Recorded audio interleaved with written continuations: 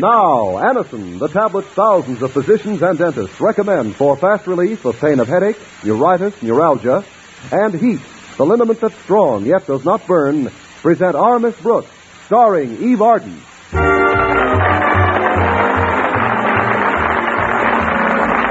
time once again for another comedy episode of Our Miss Brooks transcribed. But first, believe anything you like about what this or that way to relieve pain of headache, neuritis, or neuralgia will do for you. But there is one important fact you can't get away from, and that is thousands of users of Anacin have been introduced to this remarkable product through their own physicians or dentists. These people know how incredibly fast and effectively Anacin acts to relieve pain. Anacin is like a doctor's prescription. That is, Anacin contains not just one, but a combination of medically proven active ingredients in easy-to-take tablet form. Next time you suffer from the pain of a headache, neuritis, or neuralgia, don't wait for relief. Try Anacin. You'll be delighted with these tablets' incredibly fast action. Try Anacin on this guarantee. If the first few Anacin tablets do not give you all the relief you want, as fast as you want it, return the unused portion and your money will be refunded. All drug counters have Anacin in handy boxes of 12 and 30 tablets and economical family-size bottles of 50 and 100. I'll repeat the name for you, Anacin, A-N-A-C-I-N.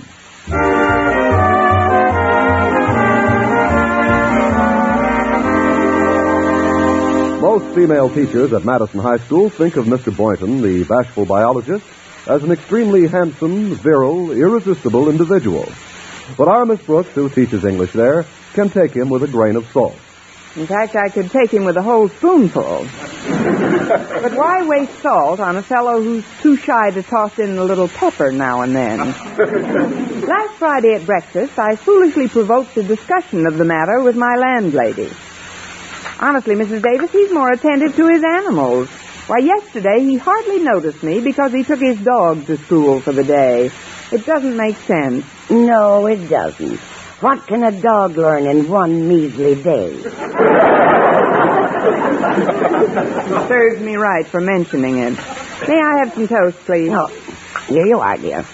It's like I've always said. If dogs could learn things as quickly as cats, this would be a much better world to live in. For whom? No, I'm serious. Take our cat Minerva. For the past week, I've been teaching her mathematics, and she's become a whiz at it. Mathematics? Just you wait and see. Minerva! Meow! Tell me quickly now, how much is 2 and 2? Meow! Ah, that's a good girl. Well, I'll gather up the dishes now. Just a minute. 2 and 2 equals meow? Certainly. There are 4 letters in meow, aren't there?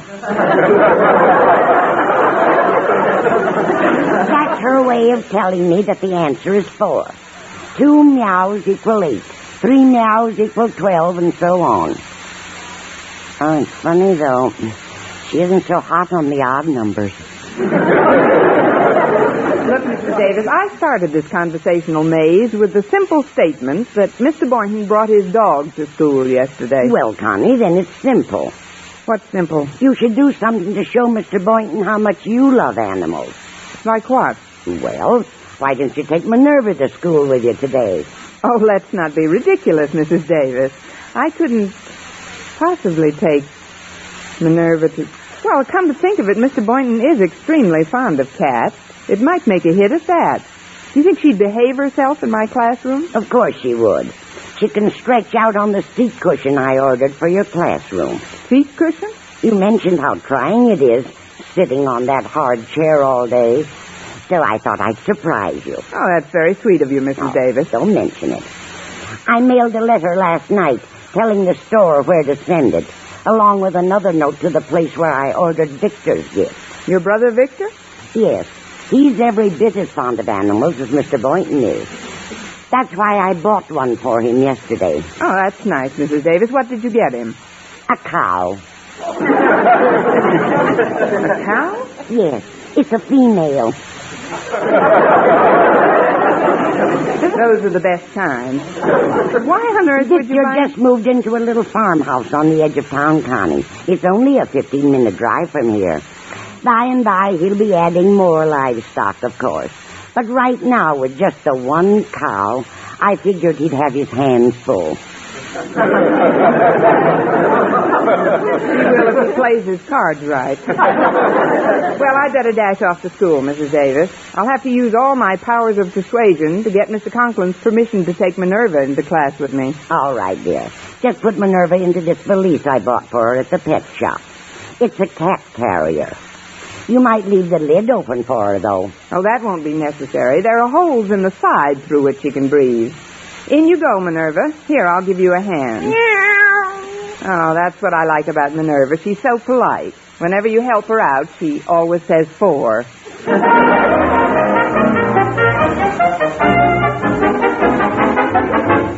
You may be principal of this school, Osgood Conklin, but as long as I am head of the Board of Education, you will take orders from me. Is that clear? Quite clear, Mr. Stone. Crystal clear. Couldn't be clearer. You are also... Silence! My lips are sealed.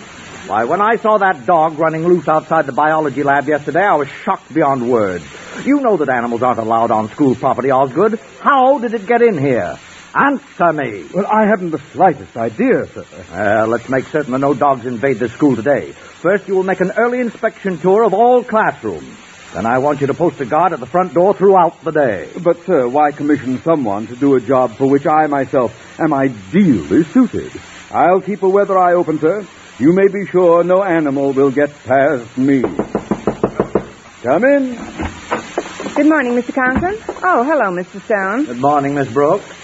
Are you, going somewhere? Going some... Oh, this valise. If I may ask your permission, Mr. Conklin. Permission for what? Well, you'll see as soon as I open the bag. It'll just take me a minute. Excuse me, Mr. Stone. Go right ahead. Glad you dropped in, Miss Brooks.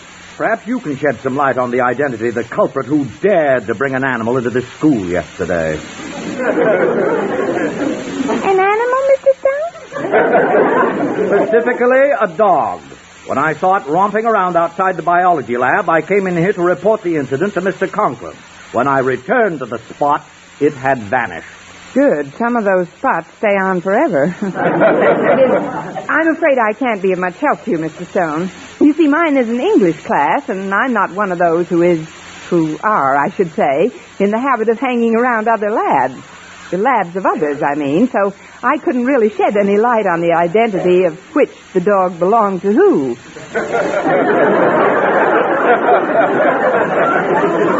Whom? And exactly how long have you had this English class, Miss Brooks? You bet. Well, please forgive my faulty syntax, Mr. Stone. The thought of a beast on the premises has frazzled my nerves a bit. Well, goodbye now. One moment. You were going to open that bag, remember? Bag? What bag? Oh, the bag. Oh, well, you really wouldn't want to look at what's in this bag, sir. It's nothing but... What was that? I said I'll run along now and meow. Meow, that's a new expression some of the kids use. It's real cool, I think. Meow. Instead of saying goodbye, they say meow. Silly, isn't it?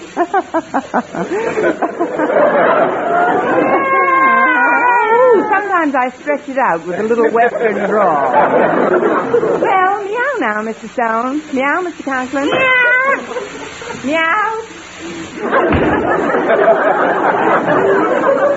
Now, that was mighty peculiar behavior. She galloped out of here like a frightened antelope.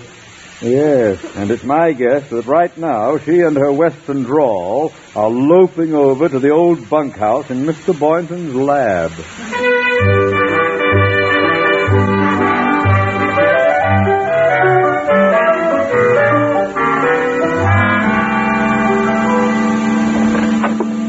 Oh, hello there, Miss Brooks. Howdy. Please sit down, Mr. Boynton. We've got a little palavering to do. Well, can it wait, Miss Brooks? I was just on my way to the cloakroom to feed Geraldine. Geraldine? You know, my dog. She's a boxer. And if Mr. Conklin drops in, she'd better come out fighting. That's what I came to warn you about. Warn me? Yes, he's on an anti-animal kick. Mr. Stone happened to see Geraldine in the hall yesterday, and he was curious. Luckily, he doesn't know who her owner is yet. Gosh, I guess I should have asked Mr. Conklin's permission. Oh, but there's little chance of my dog being discovered in here, Miss Brooks. Mr. Stone rarely comes into my lab. The same goes for Mr. Conklin. Oh, well, then maybe my cat can hide out here for the day. Your cat? Yeah, I'll let her out of the bag. I certainly wouldn't want Mr. Conklin to find out I'm a cat rustler. Out you come, Minerva. You won't mind taking care of her for me, will you, Mr. Boynton? Oh, not at all. Come here, baby. All righty.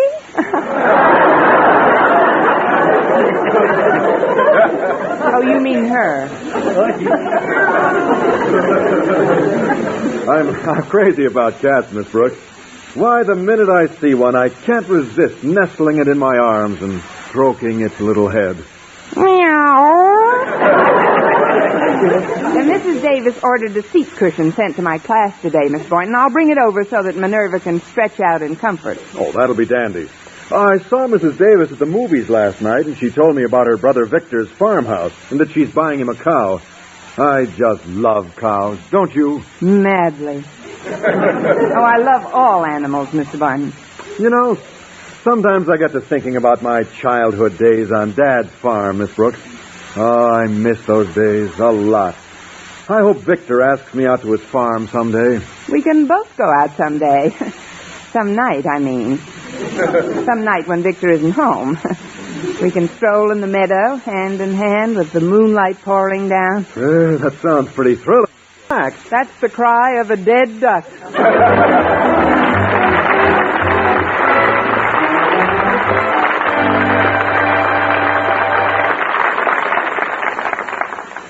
Friends, when you suffer torturous pain from rheumatism, muscle strain, or backache, you want relief fast. That's the time to reach for HEAT. H-E-E-T. HEAT, the liniment that's strong yet does not burn. The moment you apply it, you can feel HEAT's soothing warmth working to relieve your painful miseries. That's because HEAT penetrates deep, brings immediate relief to sore, aching muscles. Wherever you ache, just brush on HEAT. HEAT penetrates deep, keeps working for hours to bring wonderful, soothing comfort to the painful, aching area. Your pain seems to disappear. HEAT isn't oily, sticky, or messy.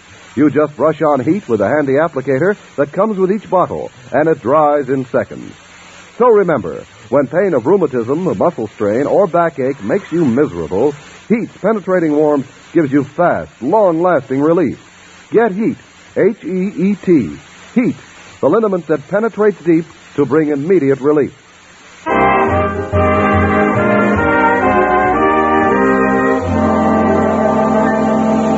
Having heard nothing from Mr. Conklin during my morning classes, I presumed that he had not as yet traced the number on Minerva's license tag.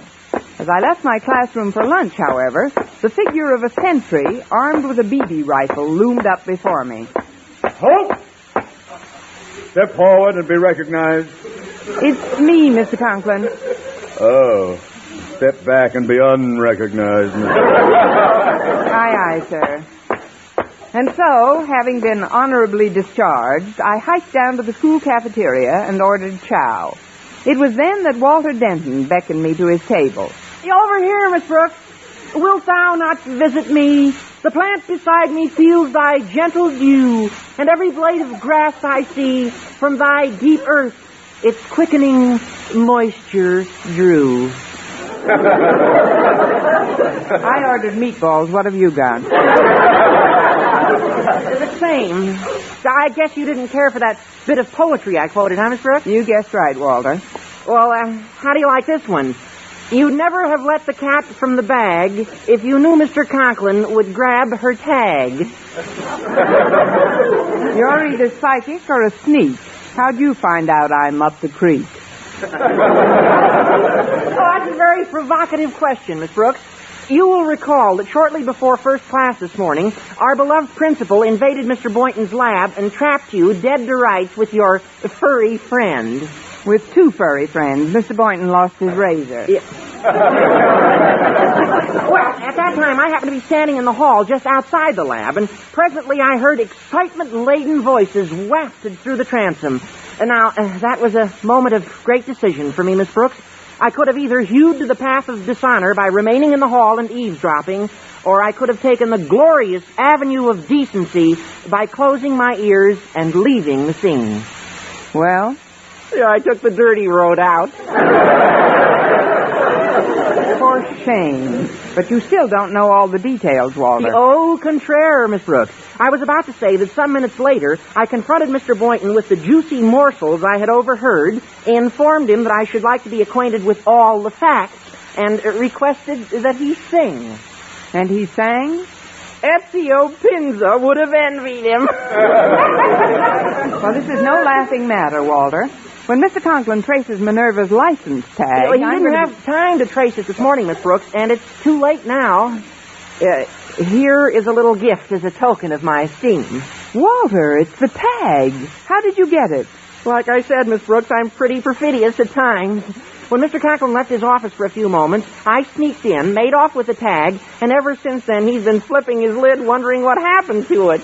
But that's stealing. That's a dreadful thing to do, Walter, and thanks a million. Yeah, well, you're entirely welcome. Only one thing worries me, Miss Brooks. Since Mr. Conklin can't establish ownership, he'll probably confiscate your cat and send her to the pound. Oh, no. We can't let that happen to Minerva. Somehow we've got to spring her. I have an idea, Walter.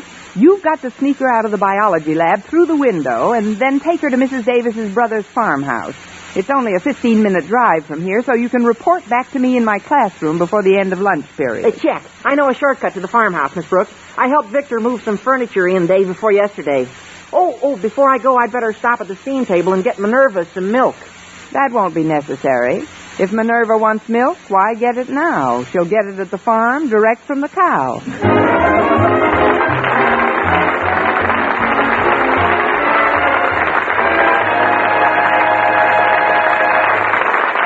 Miss Brooks will return in a moment.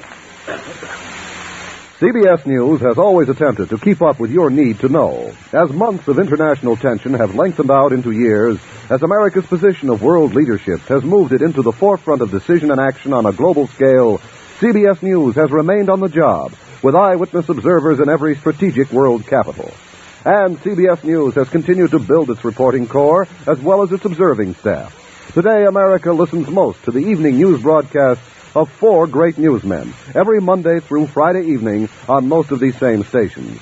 These men are Lowell Thomas, noted world traveler and lecturer; Edward R. Murrow, Dean of CBS News, recipient of numerous awards for his reporting, his integrity, his courage in world events; Douglas Edwards, one of America's most popular voices for CBS News; and Robert Trout, for years still another great name in CBS News. Tomorrow and every weekday evening, listen for each of these renowned reporters broadcasting world news at the Star's address.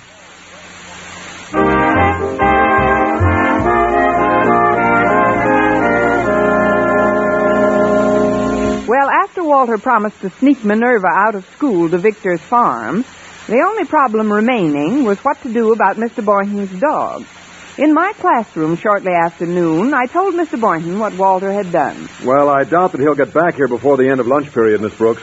It's almost 1 o'clock now. Excuse me, Mr. Boynton. I want to steal a little peek into the hallway. No sentry. Mr. Conklin apparently ducked out for a bite. Now's your chance to get rid of your dog. Oh, I've already taken care of that. I simply lowered Geraldine out the window and told her to go home.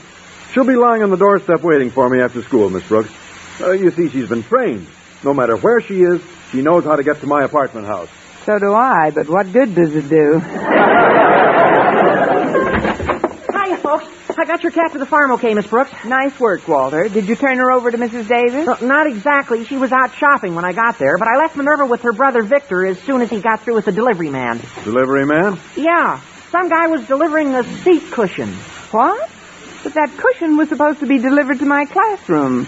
Good old absent-minded Mrs. Davis. Miss Brooks? Yes? A sign here. For what? For this. Oh, no. Wait a minute, mister. This is a cow. You got good eyes, lady. We'll give you the bucket free. Gosh, a real cow. I haven't milked a cow in 14 years. Hand me that bucket, Walter. Oh, no, you don't. This is no time to improve your handshake. Listen, mister, my landlady evidently got confused. There's been a dreadful mistake, but you'll simply have to take back this cow. Oh, I'm sorry, lady. That'll take a separate order, and our company's jammed up for the day. Give them a call, though. Maybe we can take her tomorrow. Well, you've got to be reasonable. You can't leave a cow here overnight. This is a public school under the supervision of the federal government. Let's keep politics out of this. I gotta be going now. So long, lady. I just caught a glimpse of Mr. Conklin and his daughter Harriet coming up the school steps. What'll we do? Mr. Boynton, cut that out.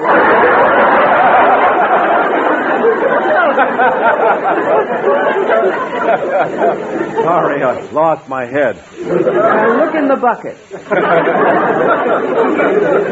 I'll see you later, Daddy. Fine, Harriet. I'll be right here on sentry duty.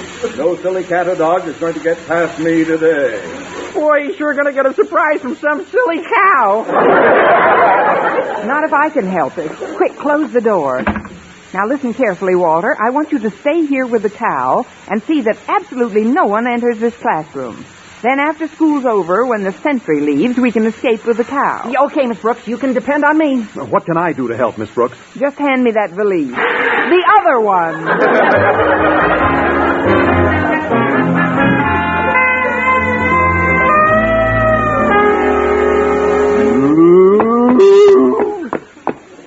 Steady, girl, steady. You're in good hands. 10 after 3, Walter. As soon as Miss Brooks gets back, we can... Who goes there? A friend. I'm unarmed. Wait till I pull the chair away from the door. Hi, Miss Brooks. See anybody in the hall? Just Harriet Conklin. She was on her way to a dramatics club meeting. I saw Mr. Conklin getting into his car, so now's our chance to make the break. You men bring up the rear. We girls will lead the way. Come along, Bossy. Now keep your eyes peeled, Walter. You too, Mr. Boynton. If you see anybody... Holy smoke! Quick, push her in here. I'll open the door. But Walter! No time to explain. In you go, Bossy. Come on. In. All right, Walter. Now would you mind explaining what we and the strange cow are doing in Mr. Conklin's office? Well, I just saw Harriet Conklin coming down the stairs. Oh, but we're safe in here. She never comes into Mr. Conklin's office when he isn't around. Quick thinking, Walter. Hi, Daddy.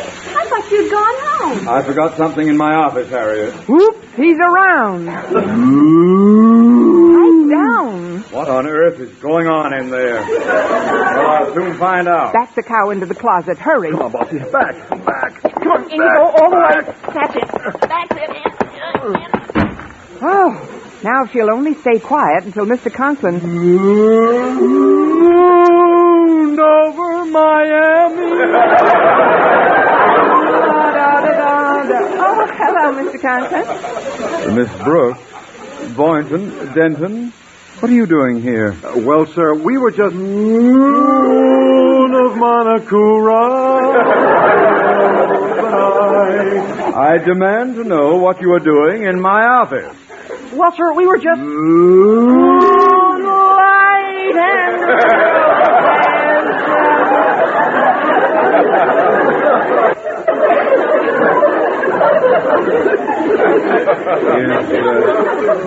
Is the song fest over now?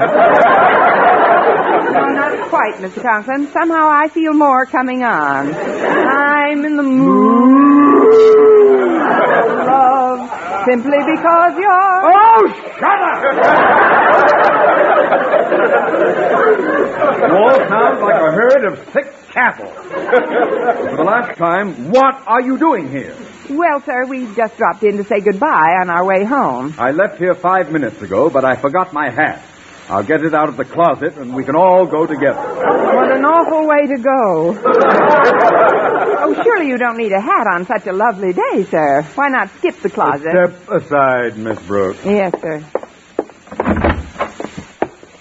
Pardon me, please.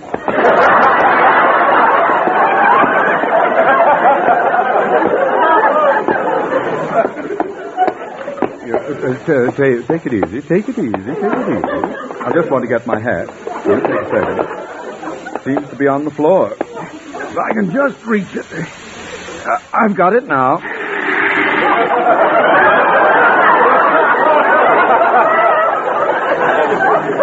Oh, I am sorry.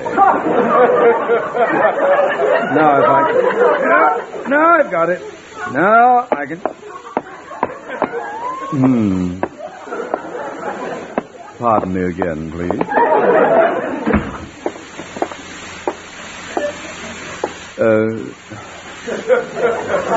Will one of you kindly tell me that I didn't see what I just saw in that closet? You've had a rough day on sentry duty, sir. Overwork very often causes one's mind to play tricks that are... Oh, yes, of course. Absurd. I'm convinced the whole thing was a mirage, notwithstanding the indisputable fact that my hat here, as you can plainly see, is half filled with cream. Just to reassure myself, however, I'd like to take another look in the closet. This time you will follow me, Miss Brooks. Oh, it's rather late, Mr. Conklin. Let's do it in the morning. You'll follow me now, Miss Brooks. And I do mean now. Yes, sir.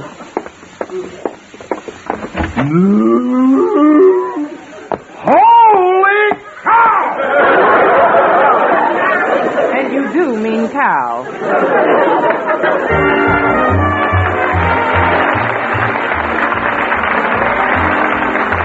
Our Miss Brooks, starring Eve Arden, transcribed and produced and directed by Larry Burns, written by Joe Quillen and Al Lewis, with the music of Lud Gluskin. Mr. Conklin was played by Gail Gordon. Others in tonight's cast were Jane Morgan, Dick Crenna, Bob Rockwell, Gloria McMillan, Joseph Kearns, Joel Samuels, and Billy Gould. Be sure to be with us next week for another comedy episode of Our Miss Brooks.